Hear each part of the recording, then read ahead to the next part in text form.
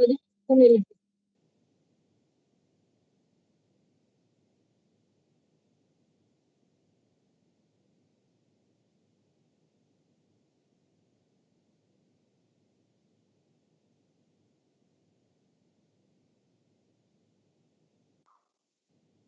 am not hearing sound.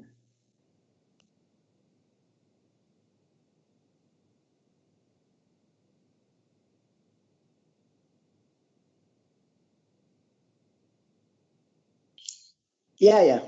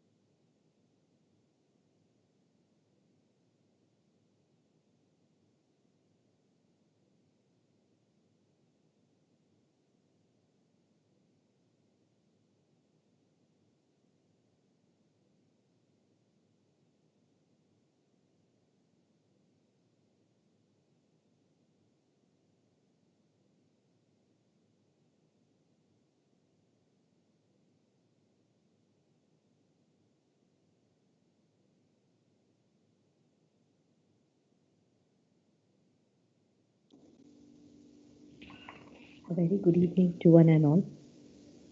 Before we begin this session, there are some important instructions which I would like to give all the participants.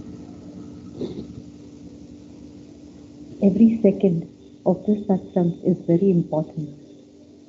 So please take care that your mic is muted. You can keep paper and pen with you so that you can write notes of what you have learned from this session about spirituality and practice of spirituality, so that it will be useful in future. Do note down any questions that come to your mind. You may type your question in the chat box also. We will be dealing with each and every question in the question answer session. The more you participate in the satsang, the more will be your efforts in spiritual practice. With this view, let us all participate in this session wholeheartedly and with concentration.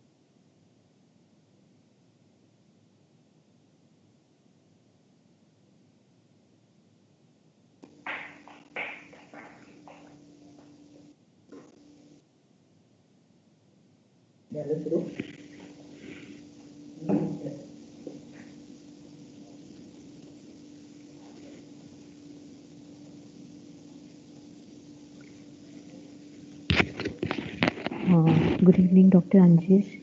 Am I audible now and is it clear?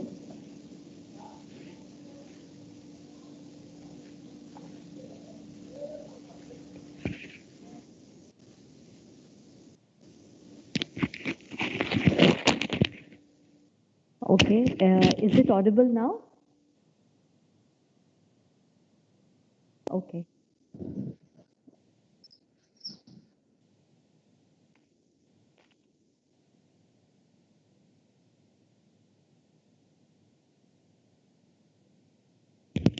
Namaskar. Am I audible? Yes, audible. Yes, doctor. Uh, Good evening to one and all. It gives me a great pleasure, and it's also my fortune to be able to be present here to welcome you all for today's session, the topic of the basis of science of spirituality. Let us begin the session by praying to Lord Ganesha, the god of intellect, to help us understand today's session and benefit the session at the level of Chaitanya or divine conscious and intellect. You all can chant the Ganpati Shloka along with me. Vakratunda Mahakaya Suryakoti Samaprabha Nirvignam Kuru Me Deva Sarvakaryeshu Sarvada.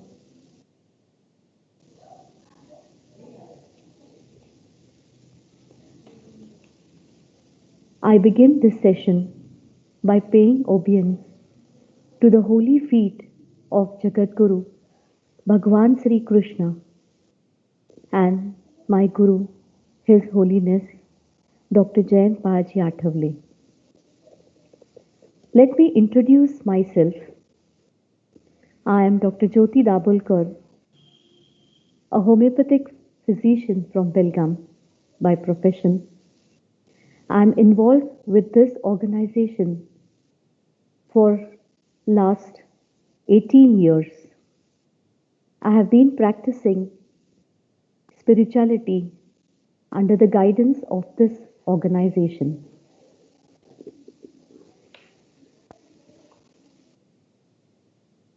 I'm sure before we begin, all of us have made a note of the instructions we have said before. Let us review the last session, what we had conducted.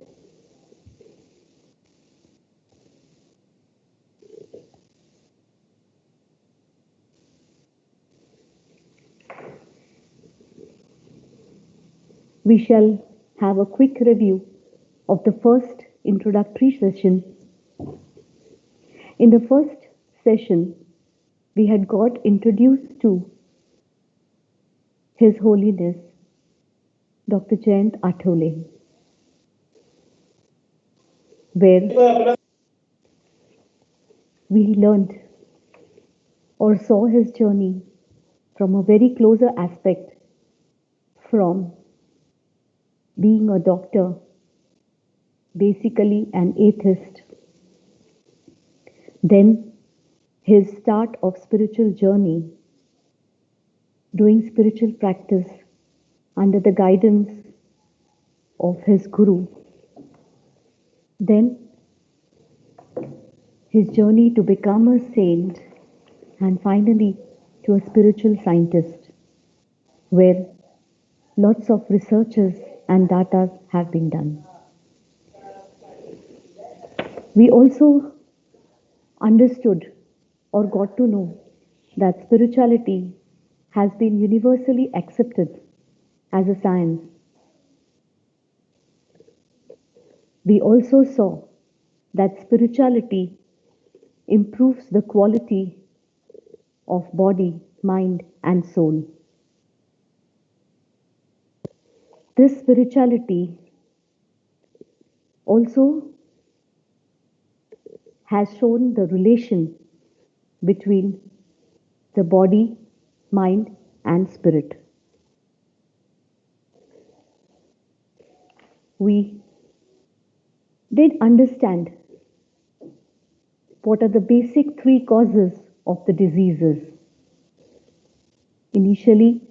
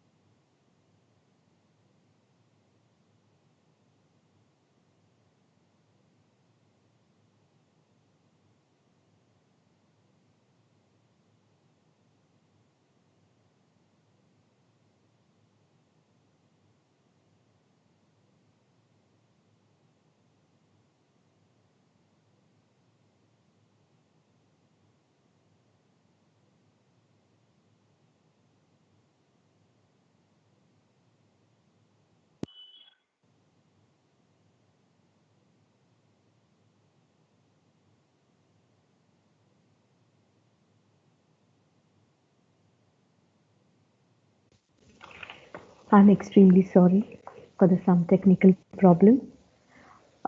Yes, to go back to the topic, we did understand the three types or the three causes of the diseases. The first one, destiny, which is because of the law of karma. Then the tridosh, which is because of the physical. And the third thing is the combination of all the three. We also understood the root cause of problems in our life. If you are to see the percentage wise of problems, the physical problems are 20%, mentally and emotionally around 30%, and spiritually is 50%. But 50 spiritually and mentally 30 altogether becomes 80%. We also saw or understood how the law of karma and the law of destiny works. We did see about the topic of problems which we face due to the departed souls of our ancestors.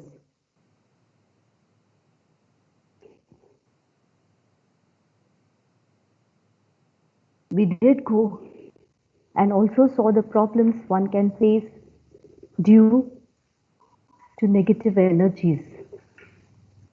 We understood the concept of the trigunas, that is the sattva, raja and tama. We learned or looked into some remedial measures, especially spiritual remedies like chanting and saltwater treatment. We also learned the importance of some chants like Sri Krishna chant and Sri Dattatreya chant. To highlight and stress the importance of spirituality, we also saw two case studies which were helped by spiritual healing remedies. So at the end, we conclude the last introductory session wherein we emphasized on inculcating the science of spirituality in our life. By inculcating this, we find a solution for all the problems in our life.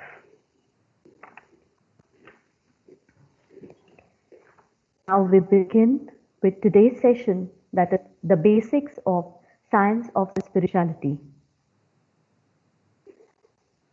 As a part of understanding,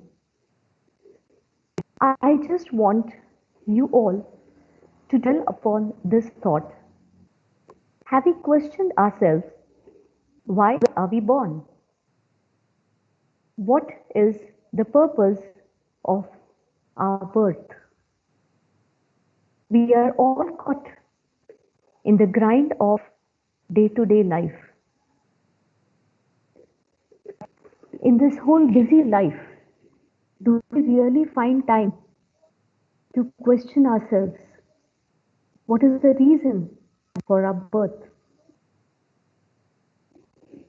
In fact, there is a purpose.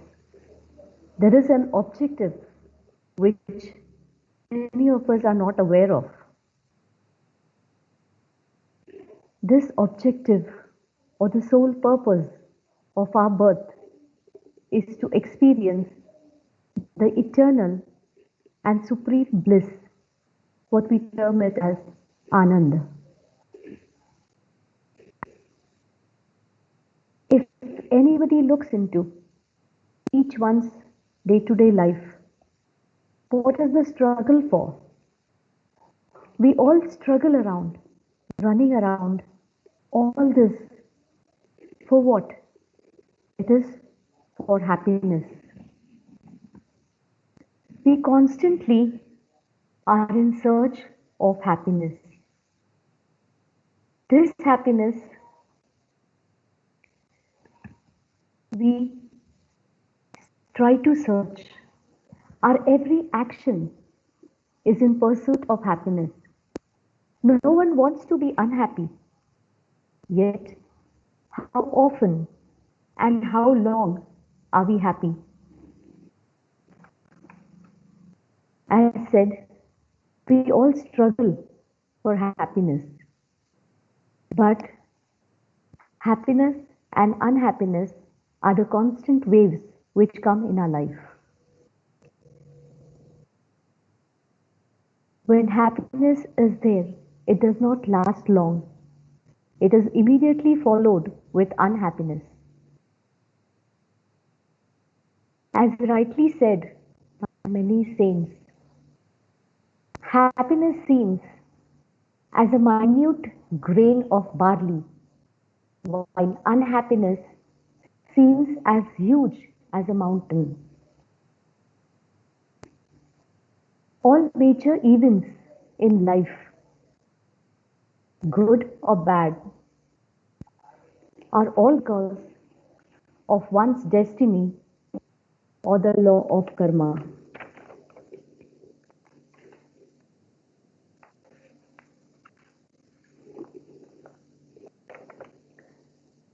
Happiness and unhappiness are the two sides of the same coin. As mentioned earlier, every person is getting tossed between happiness and unhappiness. If we are to see the life of an average person, happiness contributes about just 25%, while unhappiness contributes to around 75%.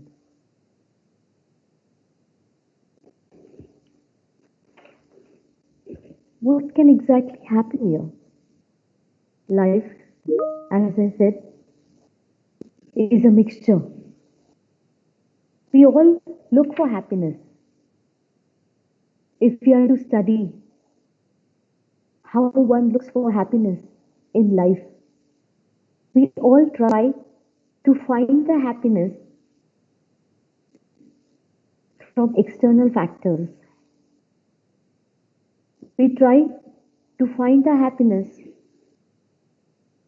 from our dreams, maybe desires, as mentioned. Some like food, some like to eat lovely food if he's a foodie. Some like to travel to different places and try to get happiness from there. Some like to wear the best of the clothes. Some people feel very happy in the company of special ones. Or some feel extremely happy when they have some achievements or accomplishments. We always look for happiness in the next step. In the sense, when we are small or when we are in the school, we feel we will be happy or life will be better in college. Once you're in the college, we feel life will be better when one gets a job. When you get a job of your choice, you feel you will be very happy when you get the partner of your choice. When you get a partner, you feel the family is incomplete without a child. And once the child is there, again, it's the same thing. So we keep on looking for happiness in the next step, in the next step. But the next step always makes life more complicated after a brief happiness. As I said, we try to gain happiness from external medium, especially from the five senses, mind and intellect. Let me explain to you with certain examples. When we say the five senses, a foodie person loves eating the best of the food. We all love eating ice cream. When I eat one cup of ice cream, my happiness is immense. There will be a slight low level of happiness when I eat the second cup, a little bit of reduction in the happiness when it is in the third cup. But when it comes to 10 scoops or 10 cups of ice cream,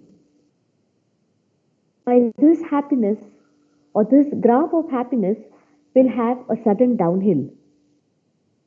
What happens when I have 10 cups of ice cream? I will have irritation in the throat. I may develop cold.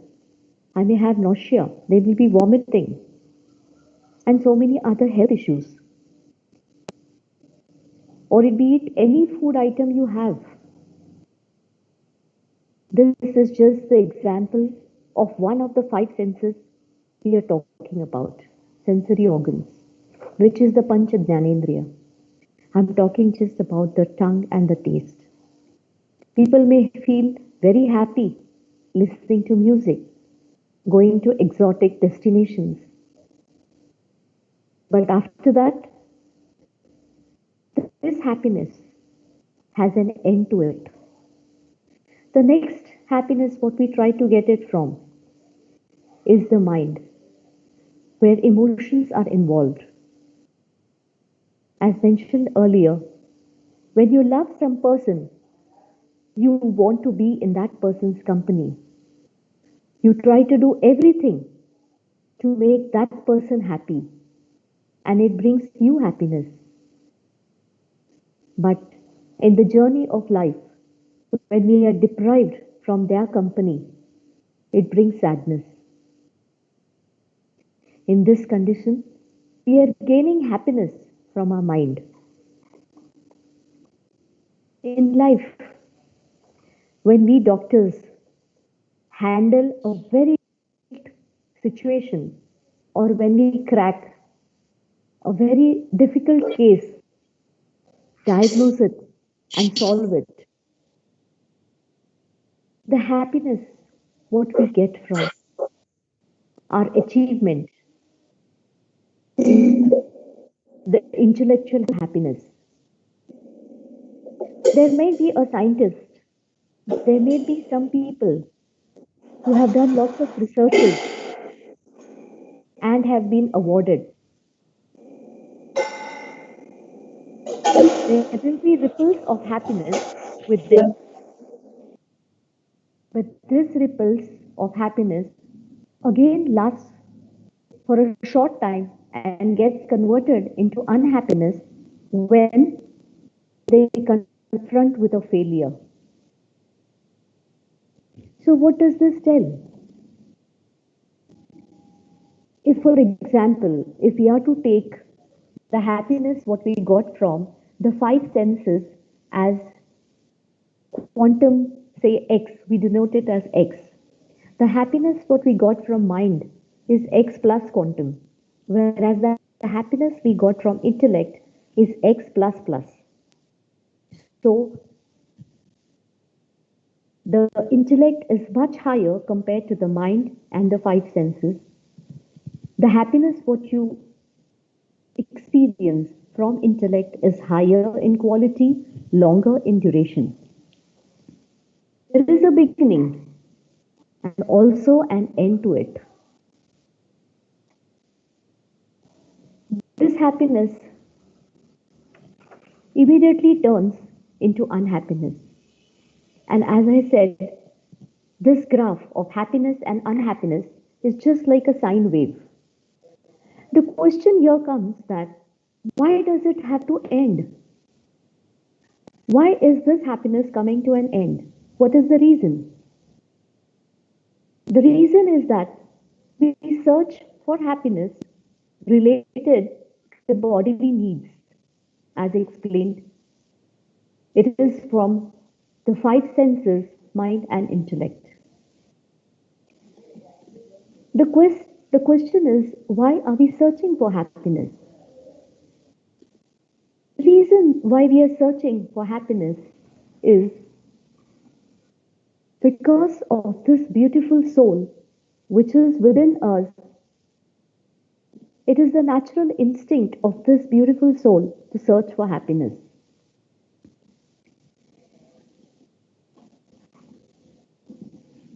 Being happy is the basic right of every living being.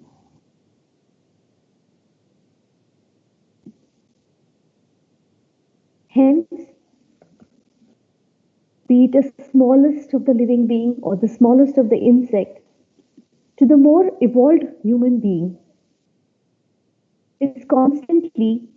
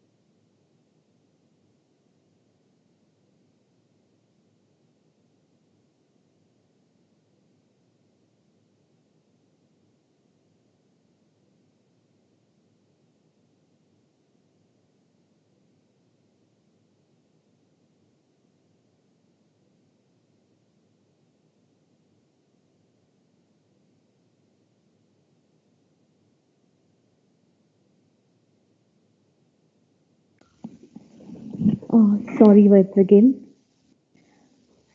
Our basic quest is to be happy. From living being, be it the smallest of the insect to the most evolved human being, we are constantly in search of this supreme quality of happiness. This happiness is nothing but Anand. What is this Anand? Or what is this supreme quality of happiness? This is permanent. This is eternal. It is always in abundance. It is not going to end in sadness. It will be constantly with you. This lasts longer. It is very spontaneous. It is different in nature. It makes you happy from within. Hence, it is called as bliss. Then another question comes. If this is so, why do we seek happiness?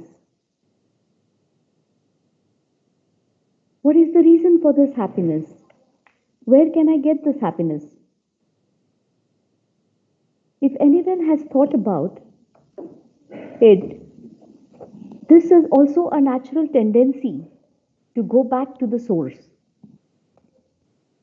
We all go back from where we have come. In today's world, due to job, due to other family conditions, we may go to different parts of the world.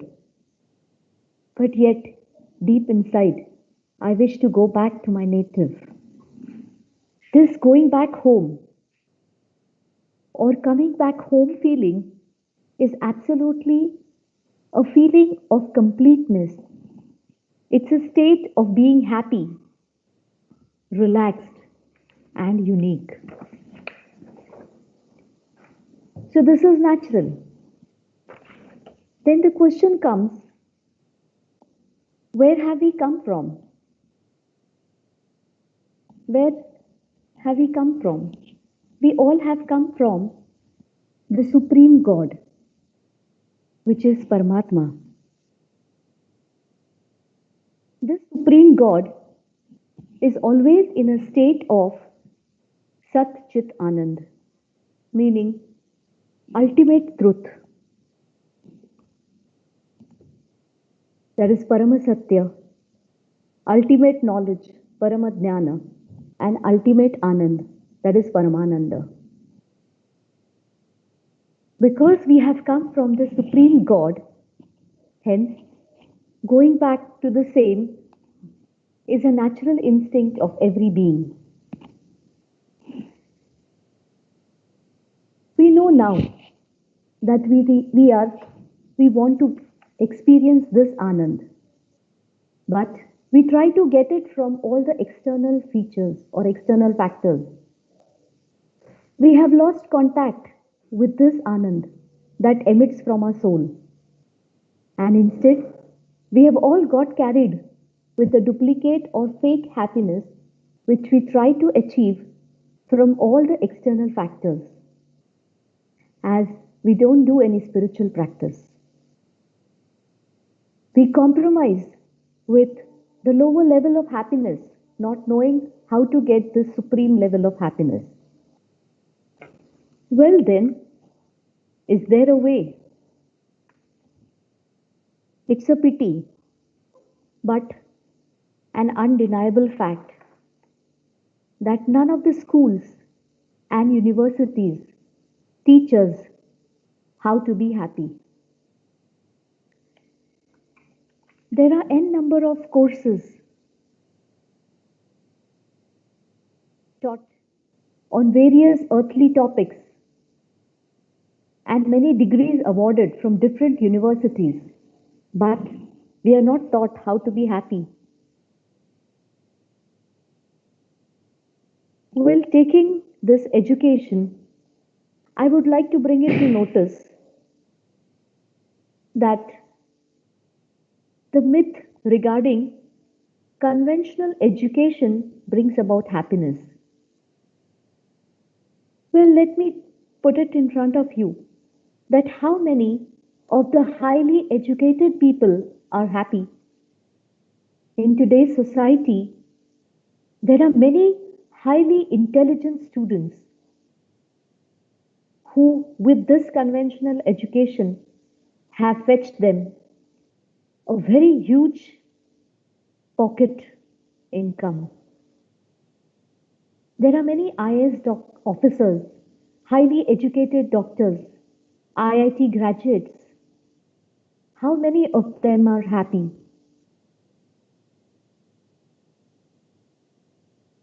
Many of them even have gone ahead and committed suicide. We all see and hear. So it does prove that education does not teach us how to be happy. Being happy is a basic right. The question again comes, who will teach us to be happy? How do you find this happiness? This happiness which will last long and forever.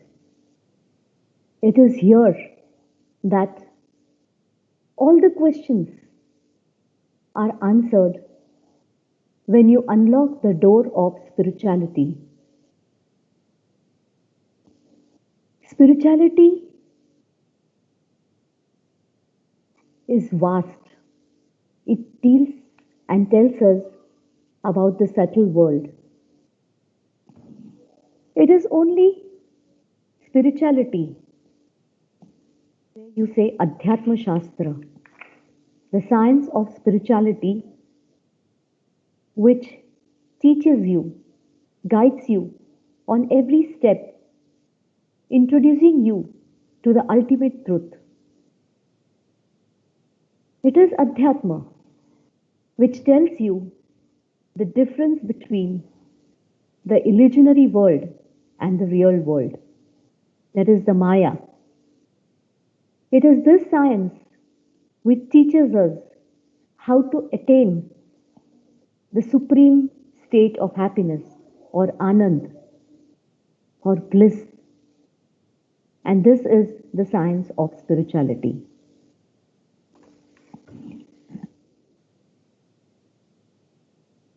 As mentioned earlier, happiness is a temporary feeling.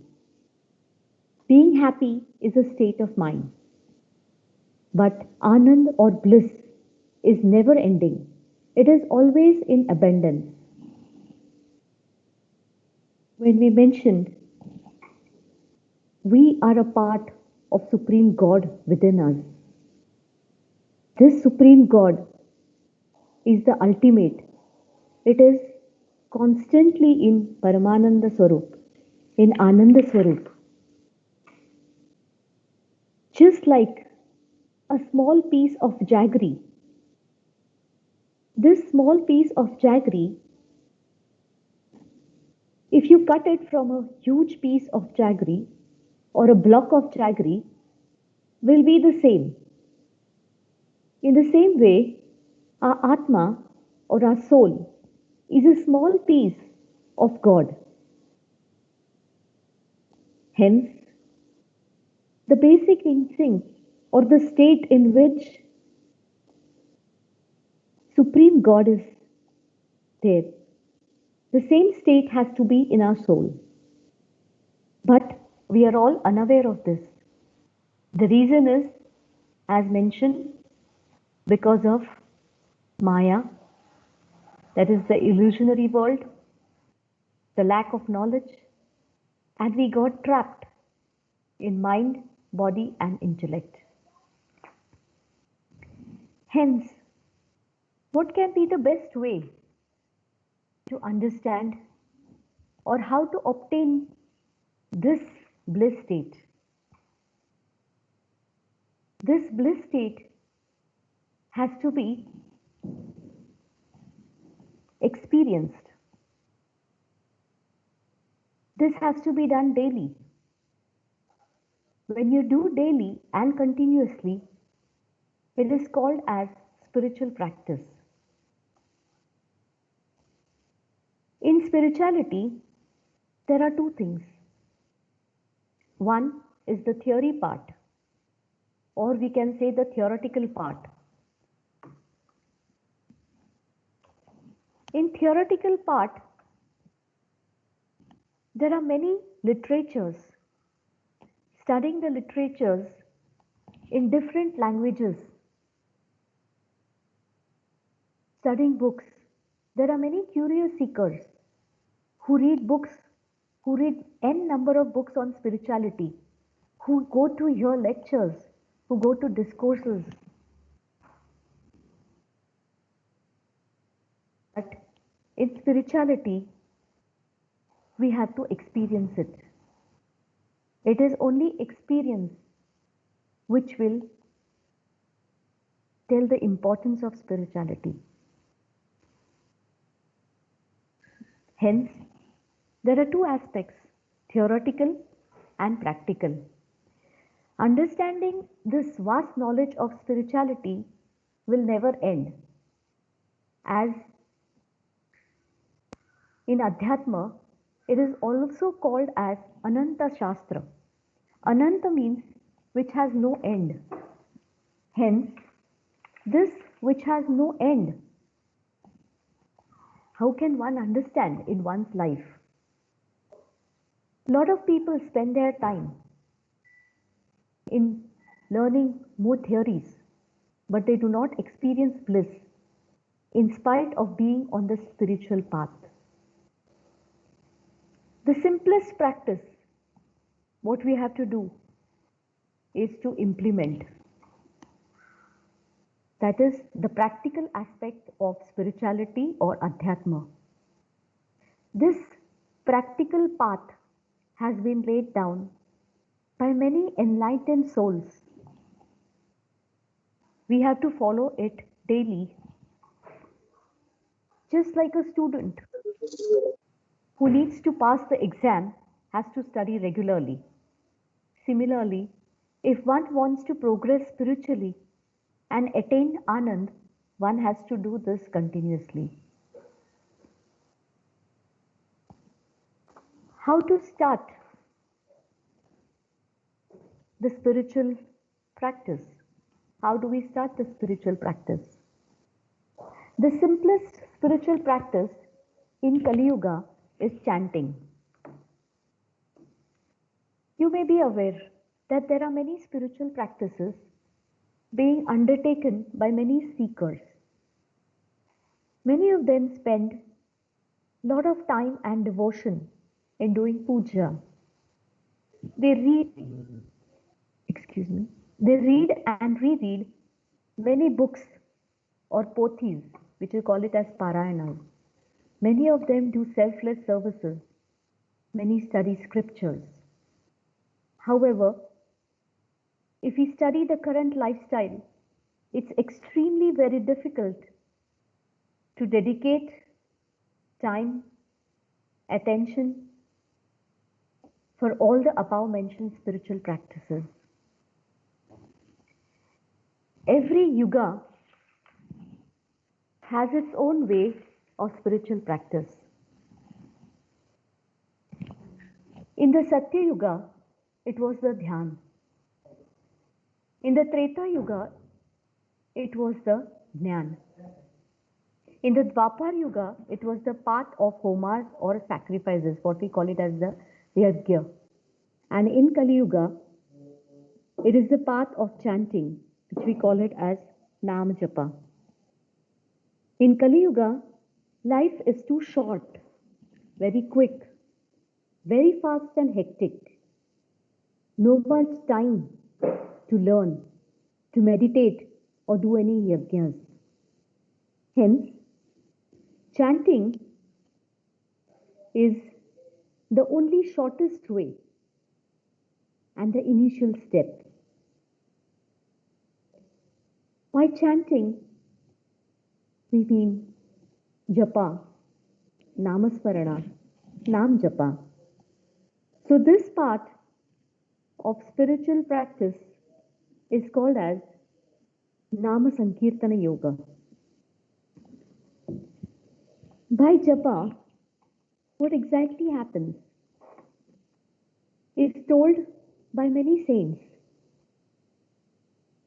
Purandara Dasa Kirtana, a renowned saint, in his verses says, ಕಲಿಯುಗದಲ್ಲಿ ಹರಿನಾಮವ ನೇನದರೆ ಕೂಲಕೋಟಿಗಳು ಉದ್ಧರಿಸುವು. That means, in Kaliyug, if you chant the name of Hari, that is Vishnu,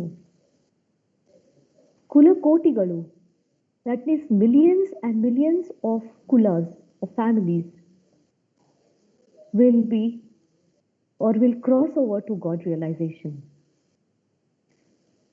Similarly, Jakaro Janma Vichedaka, Pakaro Papa Nashaka, meaning japa is that, or chanting is that, which destroys the sins and liberates one from the cycle of birth and death.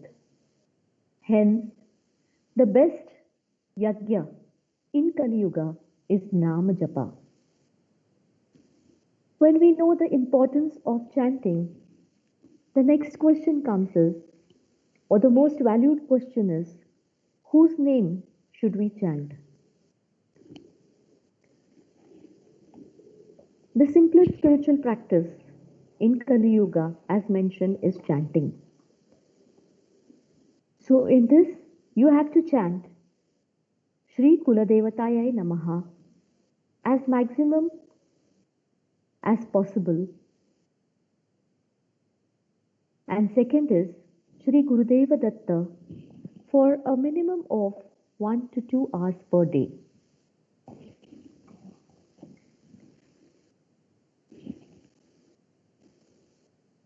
When we tackle some problems or when we have problems, we go to the doctor, we take a prescription, go to the chemist, take the medicine, and we feel better.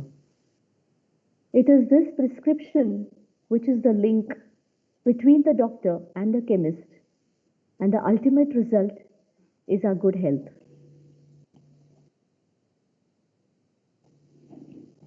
God also has planned for us in a very beautiful way. Our birth has been pre-planned. God has sent us with a prescription. He has put us, or we are born into those families which have a family deity. This excellent solution provided by God is God's blessing in a way. Each family called Kula has a family deity which is called as Kuladev, which is very conducive to one's spiritual progress. When we are ill, what we do is we first go and consult a family physician. The reason behind it is our faith. Secondly, he is very much aware of our constitution and weaknesses, and hence we go to him. Similarly, when somebody has to get some work done in an office, rather quickly, he contacts his acquaintance working there in the same office.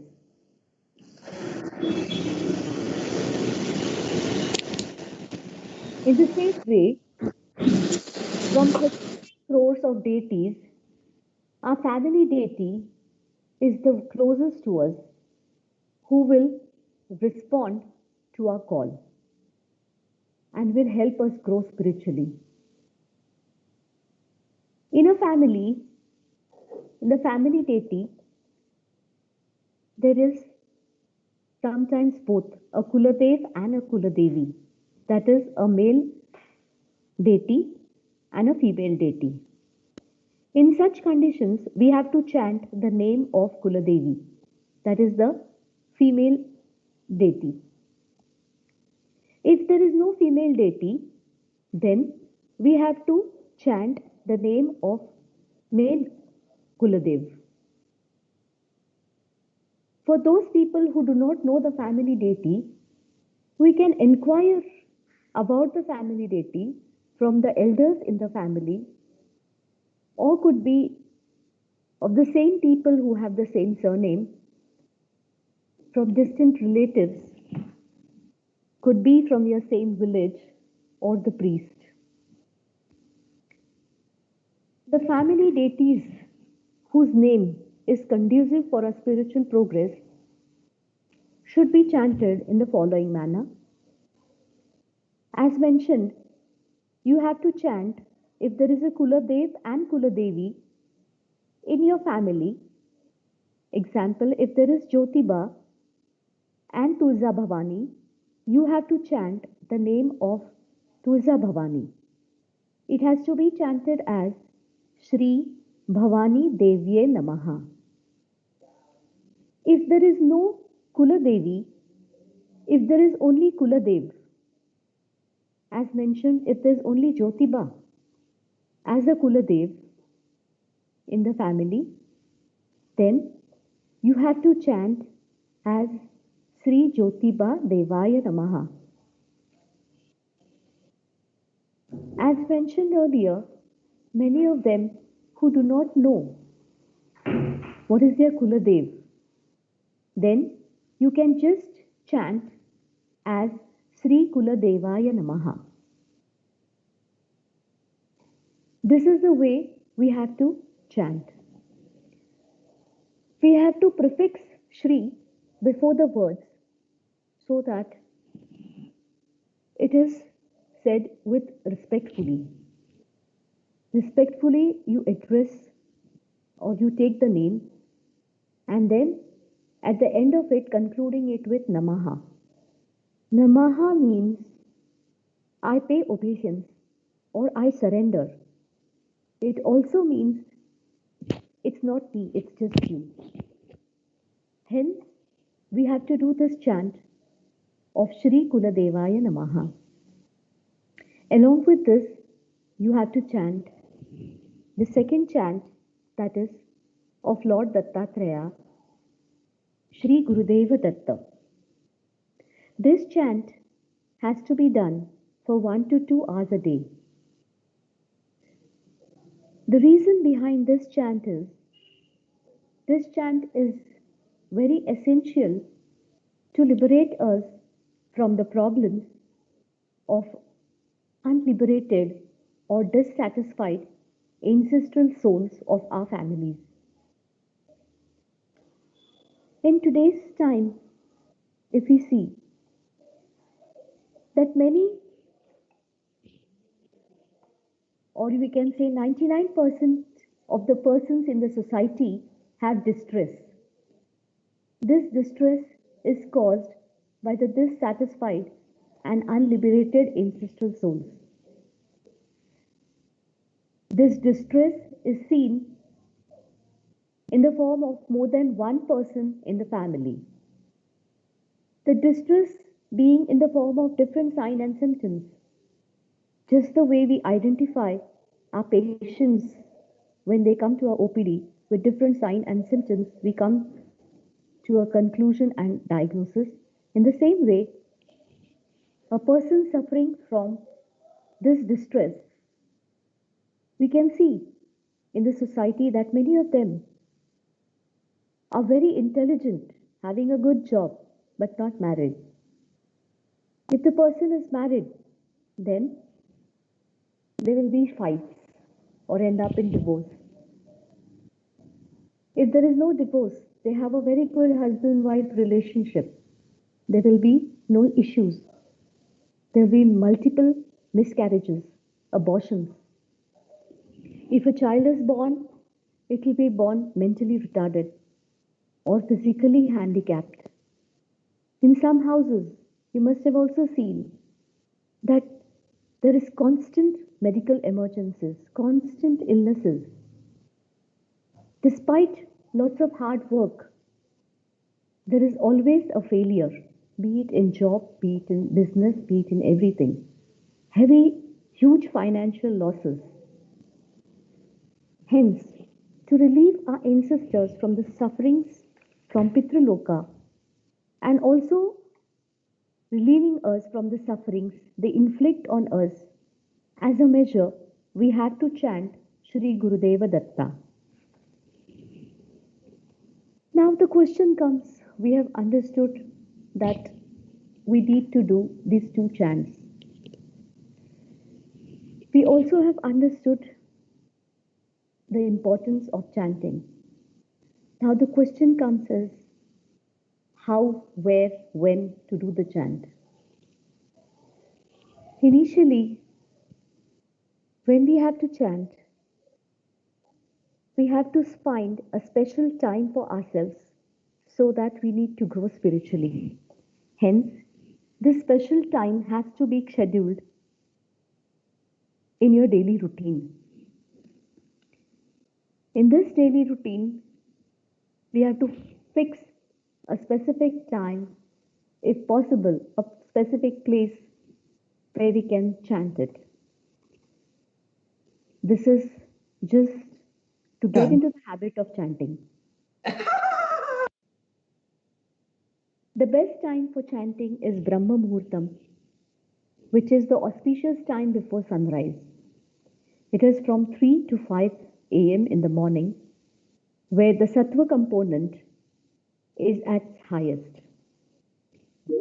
But if one is not able to do it, or if one is feeling very sleepy, then it is advisable for the seeker not to select this time, but to choose a time suited to his temperament.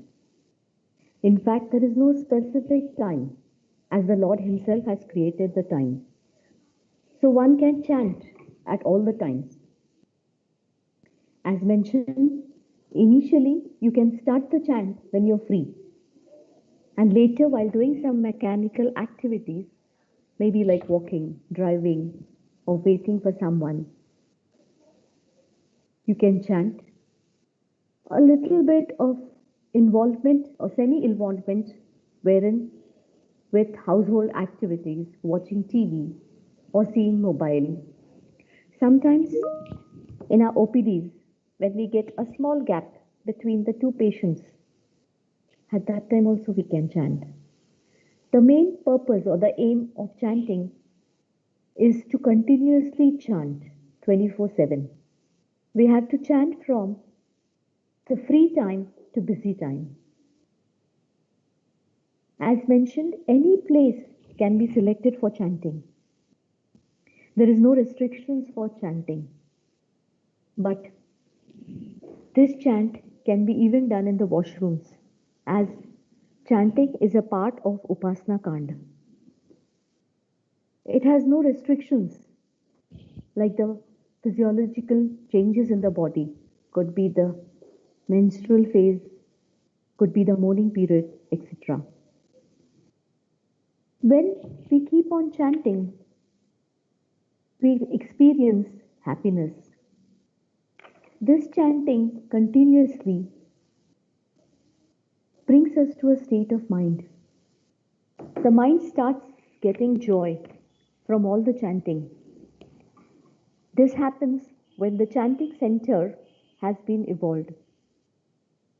When the chanting starts, you can even do the chanting with even high involvement of the mind.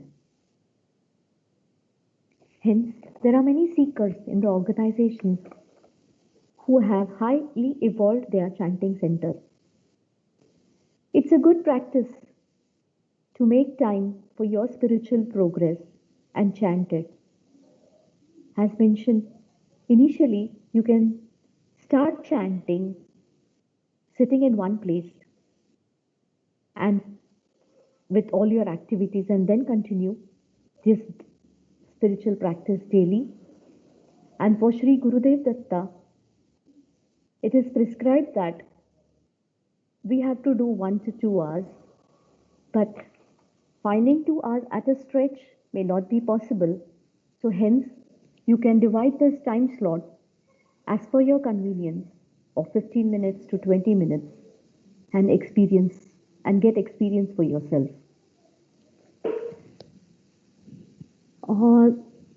Well, this is the basic end of the session of what spiritual practice. I would just like to emphasize that, as mentioned earlier, in the practical part, would just like to conclude before going to the summarizing today's session with just a small story of how important it is to put into action.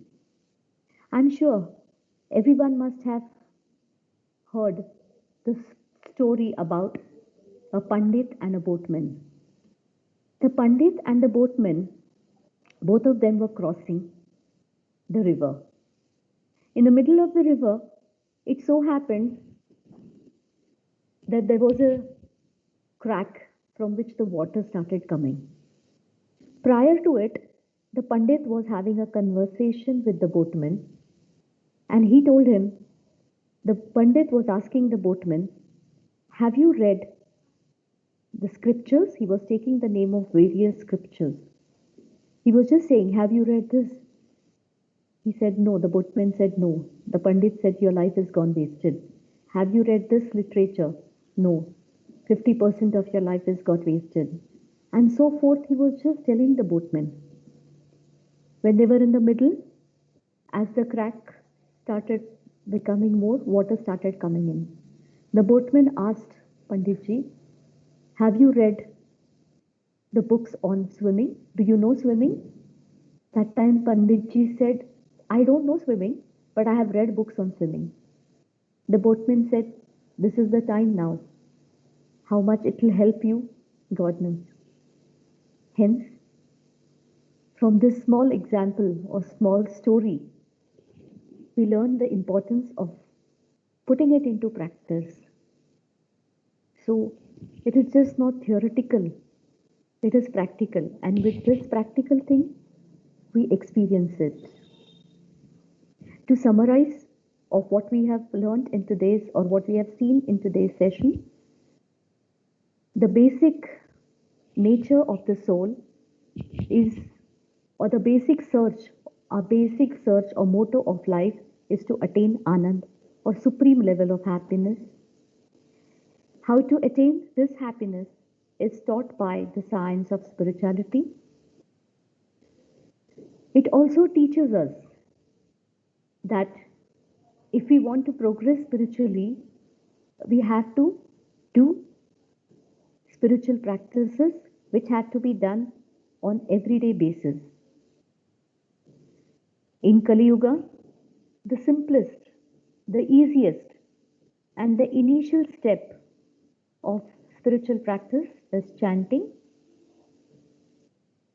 It has also been told to us that whose chant we have to do? We have to do the chanting of Kuladevata and Dattatreya. In the next session, I insist that each one of you please do practice this chanting so that when we come in the next session, we all will have our own experiences. In the next in the next session, we shall also be seeing the importance of chanting, especially on physical, mental level, or the mental benefits of chanting. Before we go to the question answer session, I would like to draw your attention to an app called Sanatan Chaitanya Vani. Chaitanya Vani. This app is in Devanagari language, that is in Marathi. Shortly, it will be coming in many different languages. This app is available on the Google Store. In this app, there are artis, shlokas, mantra, and various aspects of Nam Japas. The pronunciation is done very precisely in the way it has to be pronounced, because we cannot make mistakes when we are pronouncing anything. Hence, it's a humble request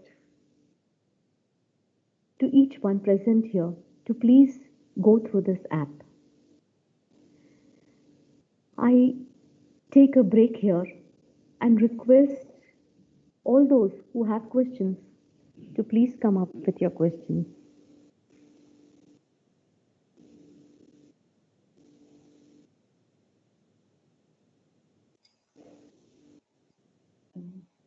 Namaste everybody.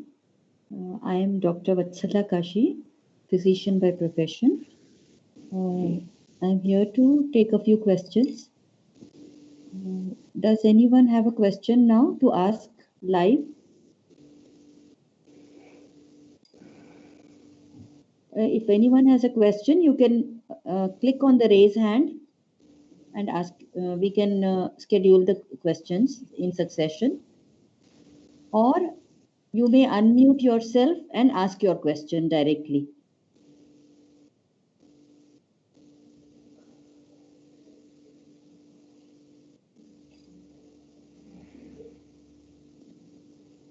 Well, in the meantime, we have a few questions on those who have joined on YouTube.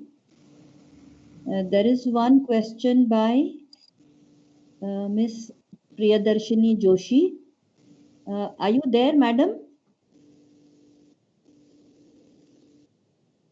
Yes, that question is, can women chant during menses? The answer to that question is a very clear, unambiguous yes. Nama japa can be done by women who are in their menstrual periods. One point that we need to note here is we are talking of Nama japa, that is chanting the name of the deity. We here are not talking about mantra japa. Mantra japa is a separate entity which we will be talking about in successive satsangs. So, Nama Japa, what we have said, the chanting of the Kuladevata's, Kuladevi's name, as well as the Sri Gurudev Datta chant, have no restriction whatsoever, and all are welcome to do it at all times. In fact, those of you who are familiar with Kannada, you will know that Purandara Dasa has said, Snana Sandhya Illadevarige Hariya Nama. For even if you don't do snana, sandhya vandana, whatever rituals also you don't do, for everybody it is Hariya Nama. So I hope the answer is clear.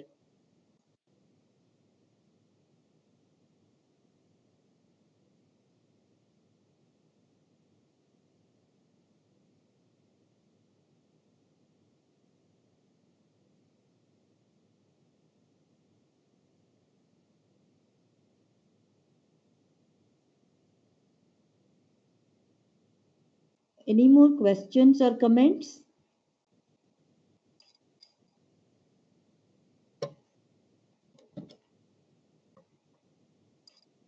Am I audible?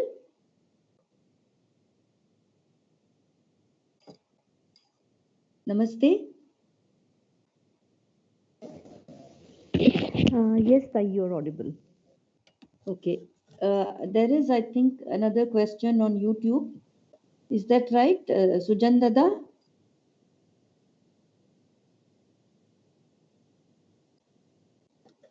There is a question on YouTube. Dr. Vishwanath Dikshit is asking us about thoughts on Advaita. Coming to this topic about Dvaita, Advaita, and Vishishta Advaita, they are the theoretical aspects of the science of spirituality. What we have spoken today about Nama Japa and of the Kuladevata and Kuladevi, as well as Sri Gurudev Datta chanting, they are the practical aspects, and irrespective of whether you follow Advaita, Vishishta Advaita, or Dvaita, the Nama Japa has been advocated by all three acharyas. So there is no difference in the Nama Japa as far as any of these three schools of thought are concerned. And the other thing is, as one advances in one's spiritual practices, then one is able to get internal intuitive experiences, and then one can know for oneself about these three things, these three schools of thought. As we know, all the three acharyas who have told about these three paths of sadhana, three hypotheses about the Atma and the Paramatma, they have each one of them followed their own sadhana and come to their own conclusion and propounded this text. So, what is wise for us is we have to undertake sadhana. It is, Shankaracharya has said, Shabdajalam Maharanyam Chitta Brahmana Karanam. That is, we get caught in this web of words and thoughts, and it leads to Chitta Brahmana. Rather, that 1 minute, 2 minutes, 15 minutes, half an hour, whatever you are going to spend on trying to uh, decide whether Advaita, Vishishta Advaita. Instead, you put the time into those 3 minutes, 5 minutes, half an hour into chanting, and you will get experiences. See, what is important, as Dr. Jyoti has stressed, is we have to do the practical part of it. Like, see, lot of saints have said there is Ananda, Brahmananda, and all that. But we only sing and we recite what they have said. When are we going to experience that Ananda? That will only happen if we start with our spiritual practice now. So, my earnest request to all the participants, including Dr. Vishwanath Dikshit, is it is good to learn the theory, there is no doubt. But if you have limited time, concentrate on the practical spiritual practice, that is the sadhana, which is going to give you experience to your own self. Like you will get what is called as aparoksha jnana, not paroksha. Paroksha is from somebody else. You will get the experience for yourself. I hope it's clear. Dr. Jyoti, would you want to add anything? No, thanks, you have taken it. This Dr. Shivraj Gowda has said that we should follow any particular job. Would you like to tell them, Tai? Yeah, please tell. Yeah. You can tell, Dr. Jyoti. Yes, Dr. Shivraj Gowda. As mentioned now, we have to follow the particular job. That is, you have to do the job of your Kula Devi, of your family deity, along with Sri Gurudev Datta. That is the basic first step which you have to follow, sir. Kumar T.S. also has asked this question, that is maintaining the count essential during japa? Well, basically, our intention is to be engaged in the act of chanting. Initially, we do it with japa mala, but as we have to do it continuously, we have to stress more on quality rather than quantity. That is, the quality also has to improve and quantity. There is no specific need because we don't have to show anybody how much we have done. This is for our individual benefit. That is the answer. Anything, Dr. Vatsala Tai, would you like to add? It is definitely a good practice in the from the point of view of discipline, disciplining oneself to fix a minimum number. Like I will say that every morning or throughout the day, I will chant a minimum of 3 malas, that is 100 into 3. That's the minimum I will do. Beyond and above that, we can do extra. If we have this kind of thing, and as we mentioned in during the lecture, the objective is to go to 24 bar 7 chanting. So the point in keeping the idea in keeping count is just to see whether we are doing it or not.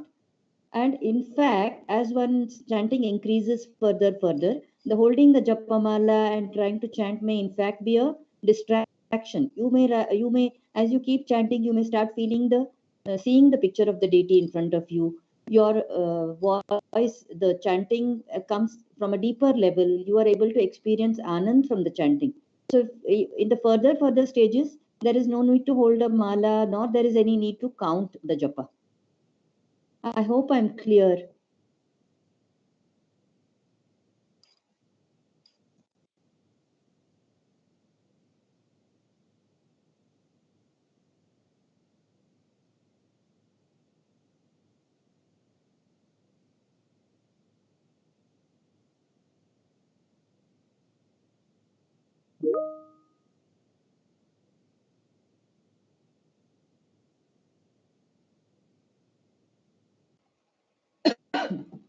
There is one question from Dr. Ashok Kulkarni Shankar Rao. In which organs the 5 vayus reside in our body? Kindly enlighten us. See, the word vayu itself means that it is something which is mobile. So it is not that it is located in one organ. So predominantly in certain organs it may be there, but all these 5 vayus, what we call pancha pranas, they are in circulation all over the body. In addition, I would the further details, like which is the predominant organ or which is the function of that particular vayu, because all these pancha pranas, they have each one of them has a particular function. All this we can talk about in the later sessions, or we can give you extra information on an individual basis also. And just for your knowledge, all these pranas, they also have vayus, they also have what are called as upavayu. That's the science related to this vayu, pranavayu, is a subject by itself, and the science of pranayama and the science of hatha yoga. These are the other practices also in under spiritual practice. They deal with these things in detail. We could get in touch with you and give you the further details individually. Is that okay? Is that okay, Dr. Ashok Kulkarni, sir? He may be on YouTube, is it? Okay, fine. There is a question. Dr. Anjesh Dada, can I take this next question? Dr. Yeah.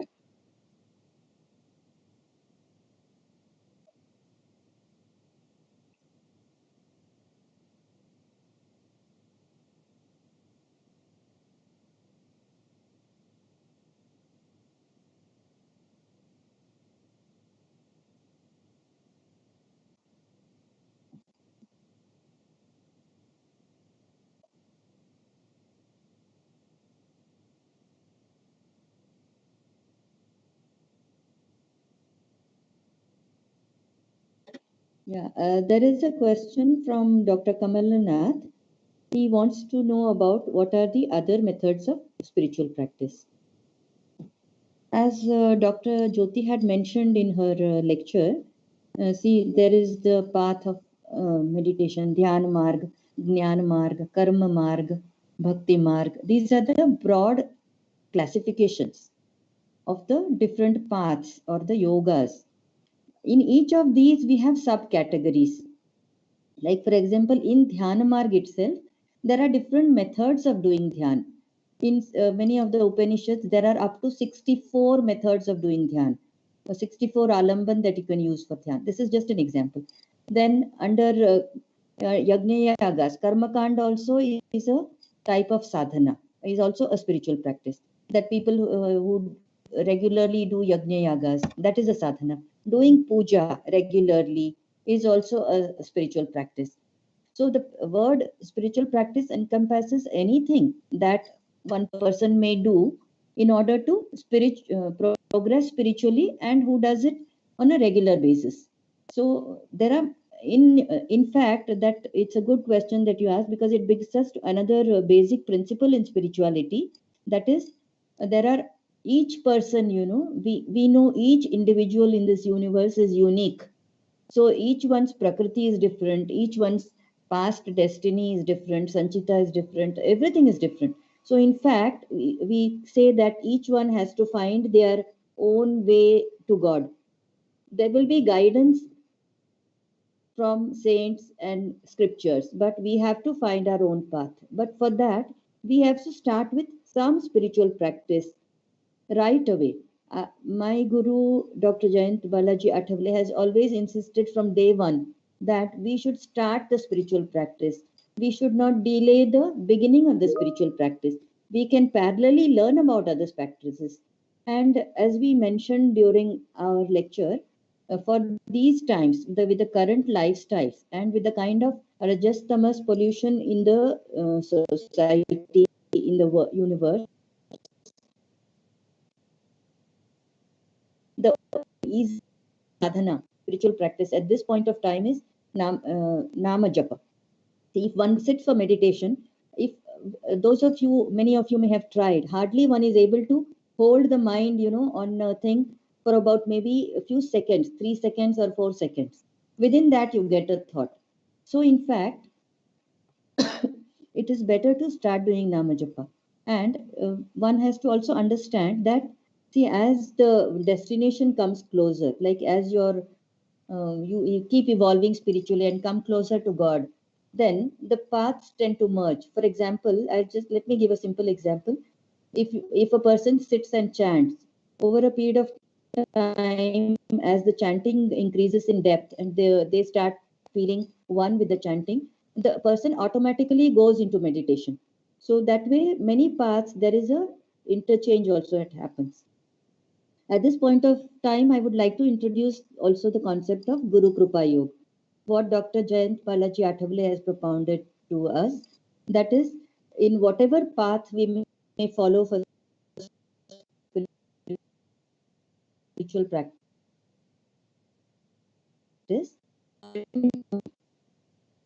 Dr. Athavale has designed and suggested a path which consists of 8 components, Ashtanga Sadhana, and in which we undertake these certain practices, which Namajap is a very important, the first initial step in that.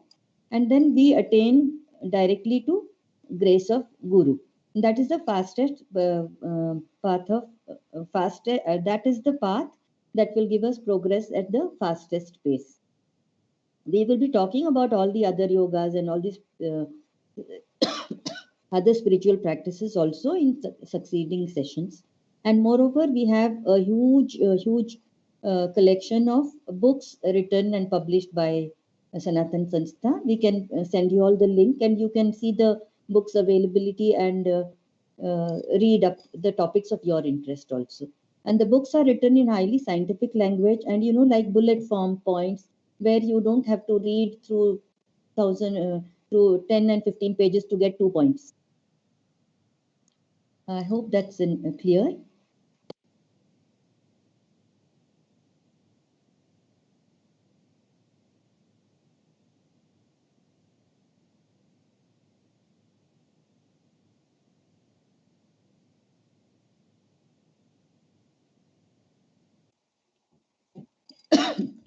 Manasa Puja is where one person, you visualize the vigraha or the figure of the devata, and you do puja to that devata in the subtle form in a mental way, just as what you do to the vigraha in a physical form. Like, for example, we do Panchopachara Puja, Shodashopachara Puja to the image of the deity. We offer milk, we offer flowers, dhupa, deepa, everything. All this, when a person sits in one place, closes his eyes, visualize the deity in front of him, and does the acts mentally. That is called as Manasa Puja.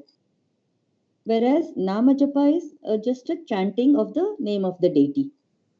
So they are two different entities altogether. But a person who does puja on a regular basis in his house, the physical puja, actual. On some days when he is not able to do it, he can definitely do the Manasa Puja. The subtle, actually, what is called Manasa Puja is more powerful than the actual physical puja. And Manasa Puja, a person can do anywhere also. So that way, Manasa Puja is definitely a step to which one can improve from doing actual physical puja. However, it is different from Namajapa. And Namajapa is something for which you can just be doing all the time. See, I'm just walking, climbing in the lift, I'm walking in the corridor, I call somebody, and before that person picks my call, I can be chanting. But these situations, one cannot do Manasa Puja. I hope I'm clear.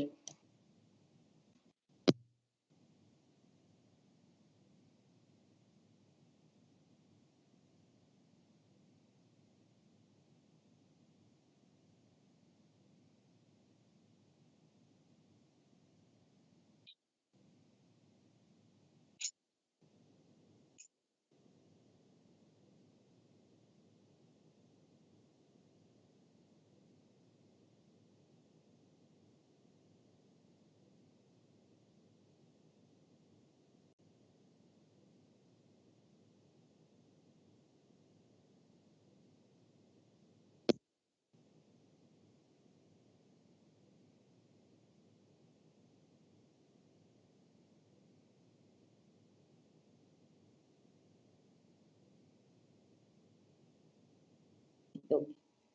The first question was the first question was whether Dada, the first question.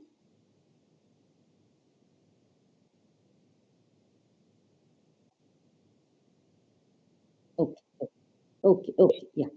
The ideal time for there is nothing called ideal time. We say that since our objective is to chant 24 hours, we can start chanting whenever it is convenient for us to chant. That is one thing. So that we start right away. For example, you can start chanting right away now as soon as the session is over. The other way of looking at it is when you want to start, disciplining yourself and if you have that luxury of having that much time, it would be ideal if you can get up and sit and chant in the Brahmi Muhurta, that is 3 to 5, between 3 to 5 a.m. If that is not possible, at whatever your convenience, morning 7 o'clock, or after you finish your work in the evening at 7 o'clock. You can fix a time slot and chant anytime. The benefit of chanting at Brahma Muhurta is definitely much more than chanting at other times.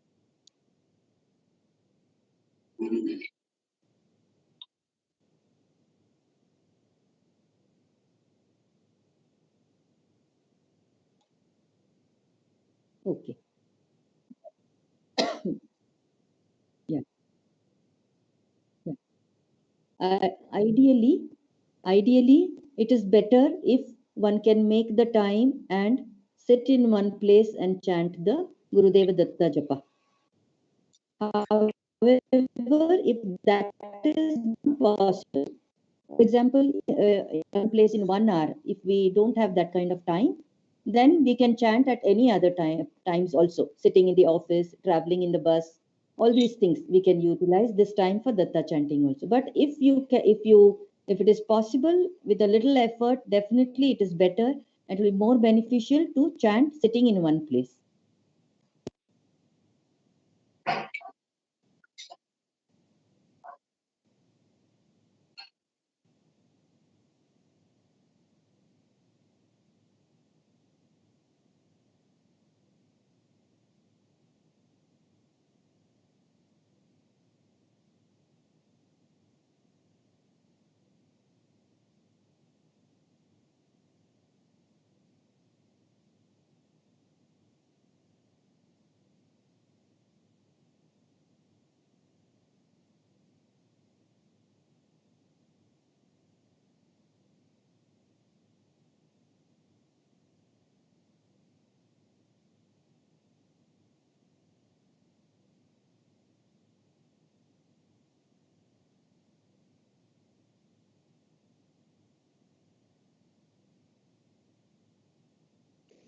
Yes, Doctor Anjesh, I wholeheartedly thank everybody, all the doctors present here, for their active participation.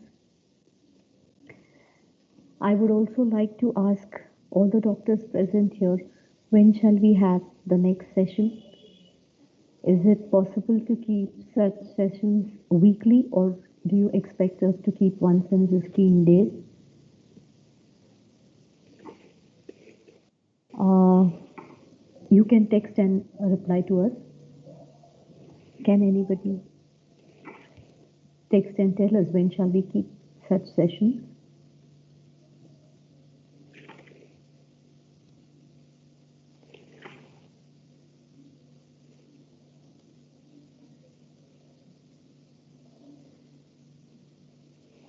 Let us conclude today's session by praying, offering gratitude to the holy feet of Jagat Guru Bhagwan Sri Krishna and my Guru, His Holiness Param Pujya Dr. Jayant Athole.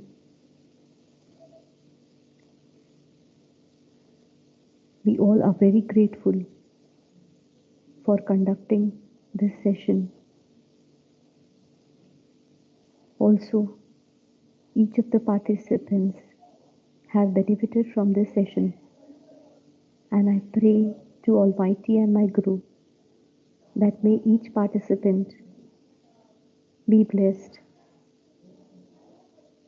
and help each of them to inculcate the spiritual practice as mentioned in this session.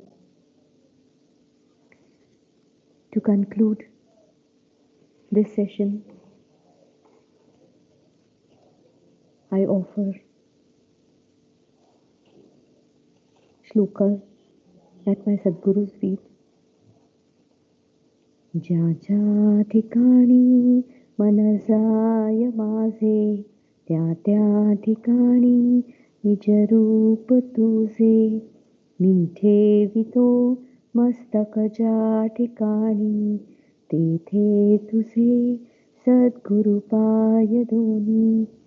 Shri गुरवे नमः. श्री गुरवे नमः. Shri Gurave Namaha. Thank you, everyone.